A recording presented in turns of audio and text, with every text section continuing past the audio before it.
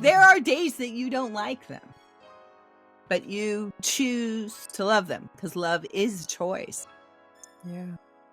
Love is a choice, but again, God is always talking to the one who's listening. And, if I get off-colored or an attitude, within nanoseconds, Holy Spirit will raise the eyebrows and say, you okay with that? Are you willing to put up with the disaster that you just let out of your mouth, So it all comes back to me, learning about me, learning how to develop me and develop in a relationship. Welcome to Her Desired Human Podcast, a community where we come together to discuss all things Jesus, family, life, and faith. I am your host, LaShondra. Thank you so much for tuning in today. In today's episode, we have another special guest. Today's guest is an ordained pastor, author, podcaster, and entrepreneur who helps others live spiritually brave. A wife of 40 years and a mom to 4 sons, she's passionate about guiding people into deeper faith, spiritual clarity, and real authentic connection with God. In today's episode, she's going to share how to hear the voice of God and insights from her book entitled The Unfinished Book, Some of the Greater Things in Life Are Unseen. Please welcome Kristen Wambach to the show. Hi, LaShondra. Good morning. Hi. Good morning. Thank you so much for taking time out of your day. Absolutely. I've been looking forward to our time together. Yes. So I really want to dive in. There's so much that we can talk about, and I feel like you have so much knowledge. I did want to mention, I saw a quote, and I want to say it was on your website, I'm not sure, but you said that God always works through the individual who's listening. Ooh, yes, one of my favorites. That's not just a quote, that's just a life lesson. Yes. Amen. And so I kind of wanted to know, for the person who maybe struggles to hear God, they're not quite there yet. How do they begin to take the steps to where they can hear God's voice for the first time, or like they've never heard him before? You could pretend. People might go, what did she say? Pretend? If you have a conversation, say like you and I here, LaShondra. So at first, maybe the mics didn't work or we couldn't hear, but you could have a whole conversation with me, even though I'm assuming I can't hear it through my headphones. But the thing is that you know that you were saying something. So sometimes when we imagine, we feel distant from God, we're not distant from God. We can't go anywhere outside of the love of God. So as you're learning a conversation with him, just talk and believe he's listening. And you will be surprised. It is that simple. Talk. Just talk like you and I are doing here, like a couple girlfriends going on a walk. Just begin to talk. But also allow those times where you breathe. Because you don't talk the whole time unless you're venting. And sometimes you need to. But allow that breath and allow God that space to communicate back. That's good. We make it much more difficult than it is. Yeah. And I think sometimes people need like reassurance. I need to know that he hears me and that but you're saying, hey, just keep on talking. Keep talking. Always. He always is there. He always has something to say. He always has a response. I many times will say, well, I don't think I'm hearing your response. Could you say that again? And then I allow that place to wait. Just to wait, to walk. If you're going for a walk, nature speaks and you can feel God through his creation. You can feel God by this lady at the grocery store just goes, are you in a hurry? Would you like to go first? And God speaks to us through everything. What has being a pastor really taught you about yourself? Myself worked really, really, really, really hard to get into what it's easy for me to say the church box. All the rules, all the politics. I worked really hard because I know, well, that's where belong. I'm in leadership, led everything, did all the worship, led worship, did women's ministry, all these things. And I worked really hard, went to ministry school, could prophesy on cue, could lay hands on the sick we're getting some results here. You see the power of God. And then all of a sudden one day I went, y'all, did that afford me anything? Did that get me anything? Did that get me what God put here? The ordained. And so, you know how Jesus always answers a question with a question. You can't get a straight thing out of him. What do you think about this? And so he asked me, he goes, yeah, how are you different from the Kristen before you started all that? Before you started to get all of the associations, all the titles, all that stuff. And then he asked me, he goes, didn't I ordain you before that? Hasn't he ordained each one of us to be who we are as a representative of him? So it took me quite a few years to get in the box. Then he kind of changed the picture when he opened up my spiritual eyes. And then, you know, I'm reading through the Old Testament, Moses and the tabernacle, and Joshua loved Joshua. And then all of a sudden I realized, you know what? God's presence and his tent was always outside the camp. So I'm honored with the title. I'm honored with the title. I'm honored when people refer to me as a pastor because that's how they relate to me. And it's a place of honor. I understand that. I think it's important. Who does God say you are outside of all of those titles and things? Because sometimes people can put like their whole identity in their degrees and their, you know, titles and their roles. But who does God say you are apart from that? Because if you lose all those things, who are you then? Are you still valuable? Are you still called? Are you still anointed? Like, does God still have a purpose for you? I think that's important to know that he loved you before you had all that stuff. Yeah. It's the world that makes us think that we have to do all these things in society. But God, he loved us before it, right? He called us before it. Yeah, he loved us. He gifted us. Yes. He never rescinded any of his gifts. Yes. No matter where I was in life, no matter if I was doing the right thing or the wrong thing. And I have plenty of stories that doing that. I mean, he never took away his gifts. Yeah. And that's what's so cool about him. He's just waiting for me to mature. But a lot of times, you know, like if I'm on an airplane or talking to somebody standing in line for a movie, well, what do? It's easier for me to say pastor. Because then they go, oh, and they'll either ask me a good question or walk away. I was kind of like, all right, give this woman some space. It can be humorous. That is hilarious. Okay, so you have 4 adult sons, right? Woo-hoo! And you've been married for 40 years, which is incredible. Oh my goodness. What has been the hardest lesson that you've had to learn as a mother, and then the hardest lesson as a wife? Ooh, as a mom. A difficult lesson was when I realized I was broken. Realized it wasn't hard to see I was broken, but it was hard for me to see that I was broken. And I learned that out of desperation when my boys were small. And I just went, wow, I don't really like who I am. So there's that realization like something's got to change here. Something's got to give. And since I'm the one doing the listening, your first comment, yeah. Okay, God, where do we begin? So it was my children that gave me the strength to change. Now my husband, woo, doggy. There are days that you don't like them, but you choose to love them because love is a choice. Yeah. Love is a choice. But again, God is always talking to the one who's listening.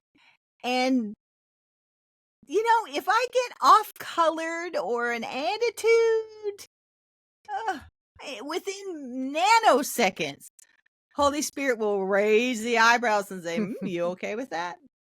Are you willing to put up with the disaster that you just let out of your mouth, So it all comes back to me, learning about me, learning how to develop me and develop in a relationship. But to really pinpoint your question of what was the greatest lesson is to remove my expectations from him.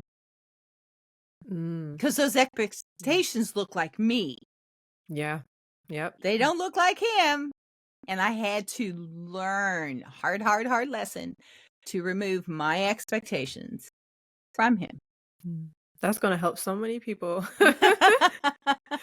Because sometimes I feel like we might have those unrealistic expectations of others, and then when they don't meet it, it can ruin the relationship. We get angry, we get frustrated, it could really damage a relationship because of that. So I think so many people are gonna learn from the lessons that you've learned in your relationships, and even as a mother, parts of you, and you might not like it. Sometimes they call it out. I have kids too. Sometimes they correct me and they call things out, and I'm like, okay, God. And then God is like, yeah, they're kind of right. You need to you need to say sorry. You need to fix that, understanding the true essence of who God has called you to be.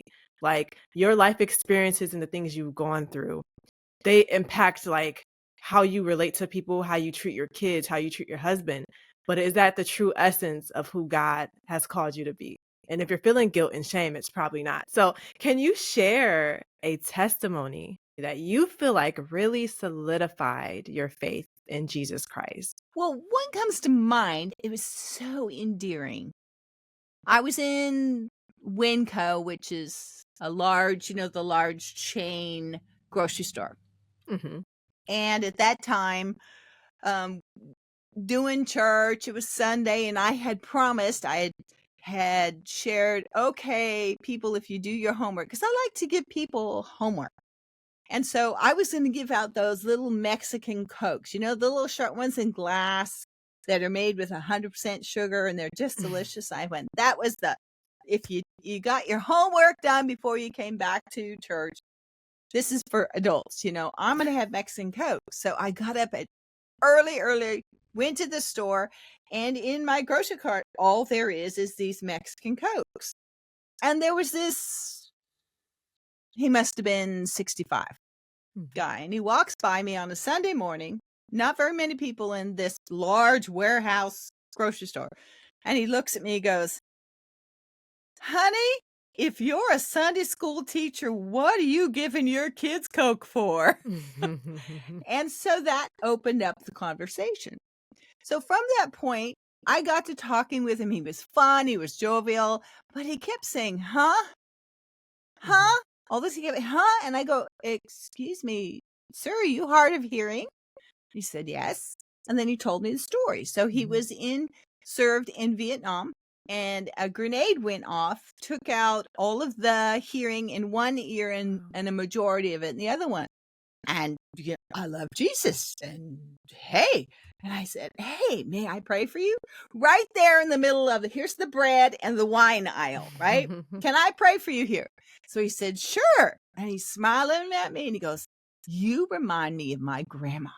And so I prayed for him. And then we tested him. We turned around to see if he could hear me, right? We did that 4 times. So he couldn't read my lips. And after 4 times, his hearing returned. A 40-year-old injury. Wow. 40 years had passed since that injury. And Jesus just lifted it up. His name is Don, same as my husband's. And he called me the next day and he said, I can even hear the second hand on my wall clock. Oh, wow.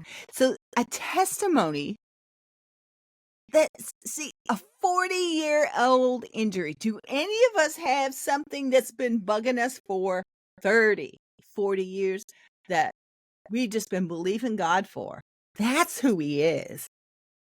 There is never any span of time that would withhold him from reaching out his hand to you in the grocery store aisle between the bread and the wine Mhm. and praying for you for 4 times and testing it. He has no problem with testing himself so that we can hear, so that we can see, so that we can be whole, so that we can feel love. Wow.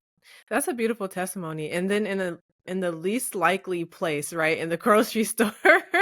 But that's incredible that even there you were on your way to teach and everything, but you still slowed down and allow God to use you in that moment. I think that's important for us to be aware of our surroundings and to keep allowing God to use us and pray for whoever he needs us to pray for, because that's an incredible testimony. Your book is called The Unfinished Book. It What is. is one lesson that you hope the readers will learn from your book or take away? That a mom with 4 sons, Oregon farm girl, who sat in a pew, in an evangelical pew, that Jesus would think so highly of her that he would change the way she sees. And if he did it for you, he can do it for anyone else too, Well, right? that's part of the learning process, is that, Yeah. everyone goes, "Oh, you're a gift, you're super spiritual, you're super," and I went, and then I figured out, I go, "No, this is for everybody." Yeah. Everybody can develop their spiritual senses. Everybody can see. Woo! Everybody. Mhm. And that's the job of the person who holds the gift. They're supposed to teach other people the Mhm. gift, not have the other people require their attention for the gift. I'm supposed to teach you how. Mhm. And I have some of my favorite stories are in there about that. How, teaching people how, and how God just opened up himself to them in the designing of the cover. So it says The Unfinished Book, and I turned the F around. The F Okay. is reversed because I had dyslexia all through, dyslexia until I was about 30, and Jesus Mhm. healed me. And so I turned it around as an honor that I remember, because it Mhm. is really difficult to do life when portions of it, really important portions like letters and numbers, are turned around. Mhm. And how long it took me to believe him to be able to go, okay, I'm going to write this story because I think it's valuable. Can you share any wisdom with our community about growing deeper in their relationship with God and developing their spiritual awareness? Let's go back to your first questions. Mhm. Talking and hearing. Just believe in your conversation that he's listening.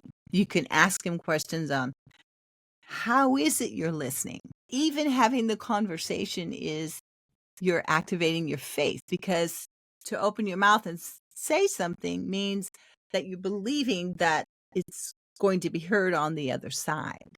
So that conversation, the conversation could be, oh, you're writing in your journal. That's how I learned how to hear God, because I began to journal. I have Mhm. 20 plus years of journal. And when I began to journal and write things down, then I got excited, and I put a journal next to the bed, and there's a journal next in the bathroom, and I mean there's just pieces of paper, because I so value those little snippets that go whoop, and we go, Mhm. what is that? I got that.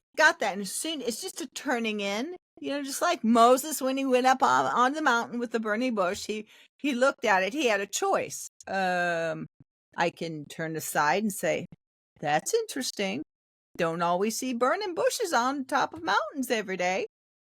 Be curious about God. Be Mhm. curious. Ask him really good questions. Write them down. I mean, how many times did he ask Jeremiah, what did you see? What did Mhm. Jeremiah? He repeated what he saw, and then God responded, yes, you've seen right. Well, he does the same thing. Well, why do I feel this way all of a sudden? I feel this way, God. What's going on? And he'll tell you. Mhm. Or I feel like the door just came open and a cool breeze just came in. And he'd go, yep, it did. I'm sending you refreshing. So that communication and that hearing, yes, when things are difficult and when things are, you have something that's just staring you in your face. I learned a little metaphorical tool the other day when I was reading. And like a glass of water, I have my glass of water here. And so every day I have a choice, the water in the glass. So am I going to drink the water from yesterday? I mean, there might be some good stuff in that water, but there might be some not so good stuff in that water. And there might be some stuff that I've been drinking for many, many years. So it's just a matter of changing and let's refill up. I'm going to drink something new today. This doesn't look anything like yesterday. Nothing at all. It has no residue of yesterday. Getting up this morning, I went, oh, there's going to be something new and good and refreshing and restorative for me today in what I drink of him. So what is the best way for our community to connect with you and learn more about your book? Woo! So you can find me at KristenWambach.com, but I am going to share, I have a free gift for your listeners. It's on how to live spiritually brave. I will leave that link with LaShondra. And you can find my book, The Unfinished Book, at Amazon, at Barnes & Noble.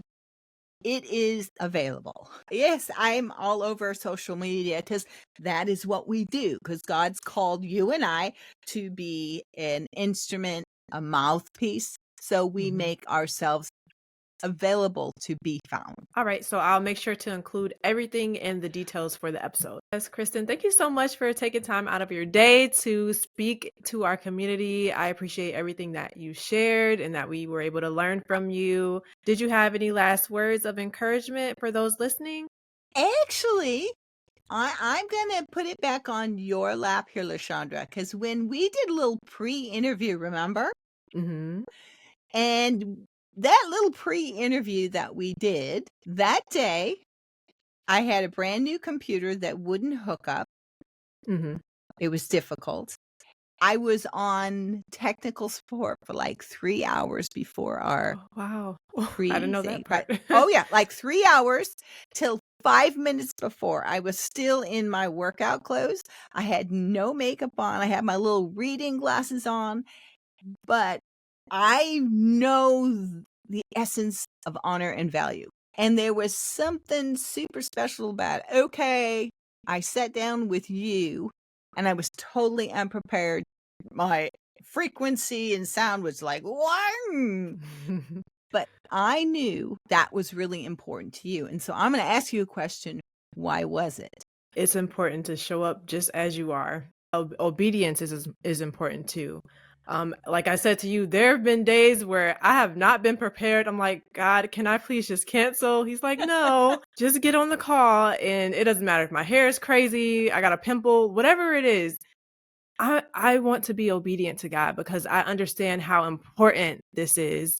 It's bigger than me. Someone needs to hear it. I might not know what's on the other side, who's watching, who's listening, but somebody needs to hear that. So I don't care how I need to show up. I'm going to do the will of God regardless, because that's important to God. And so it has to be important to me. So I think being authentic and genuine, people can relate to that. People can relate to you just being human. And it's okay. We don't have to be perfect. We don't have to have it all together all the time. Sometimes you got to show up in sweatpants and a hoodie, and that's fine. But the message is going to be the same. You know, God needs that message to be delivered. And I think we need to get to that, the core of like the purpose of what we're doing. That's the message is more important than how we look or even how we feel sometimes. And obedience, even more so. Yeah. So that's why that was important to me. Sometimes the message isn't what comes out of our mouth. It's the actions that are behind it. Yes, I'm glad I asked you that question. You were so awesome. Yes, it's been such a joy speaking to you today. Thank you so much for coming on the show. I really appreciate it. Thank you for your invitation. Yes, and thank you so much to our lovely community for tuning in. Please don't forget to subscribe to us on the YouTube channel, and I will see you on the next one. Bye.